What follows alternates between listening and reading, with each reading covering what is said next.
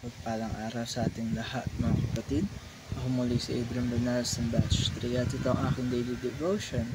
At ngayong araw ay pag-uusapan natin ay kung paano mag-aral ng theology. At ang ating Bible verse ay mula sa Ephesians chapter 1 verse 4 to 5.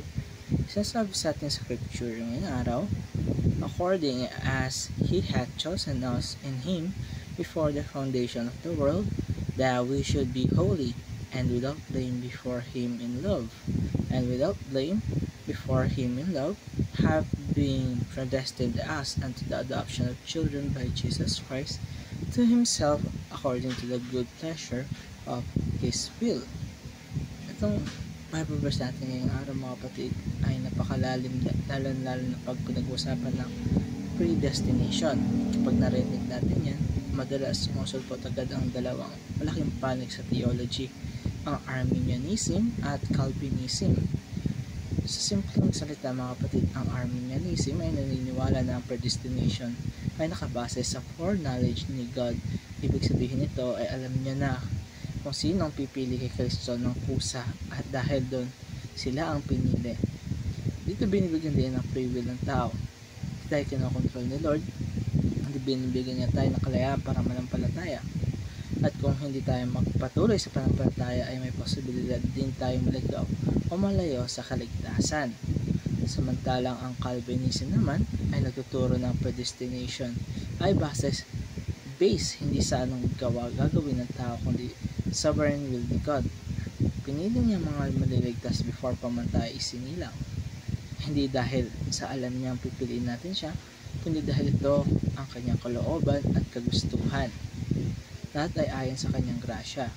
Dito rin pumapasok ang konsepto ng unconditional election na kahit walang ginagawa ang tao para tapat siyang iligtas ay iniligtas ng ating Panginoon. Sa gitna ng ganitong theological tension, dapat natin tanongin natin sarili, paano nga ba dapat mag-aral ng theology?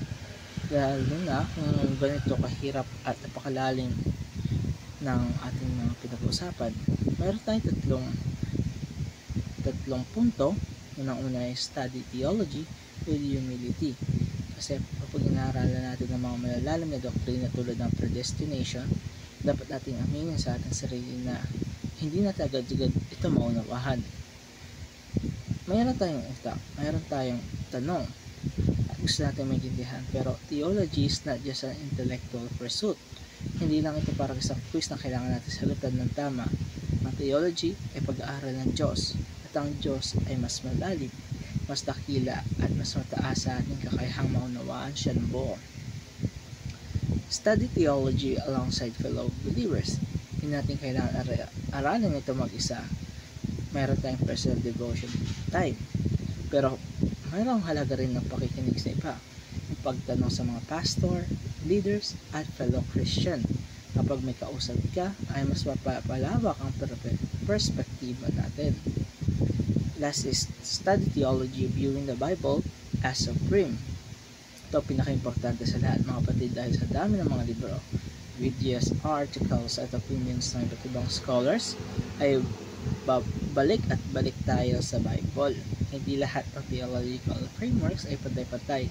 Dapat ang final authority natin ay ang salita ng Diyos pa rin. Kaya kapag naririnig natin teachings ng Calvinism o Arminianism, huwag lang natin tanggapin agad o tanggihan agad ito. Tayo ay magsaliksik sa scriptures kung ano pinakanaayon sa kabuuan ng Biblia. At dito nagtatapos ang aking daily devotion. Maraming salamat sa panonood.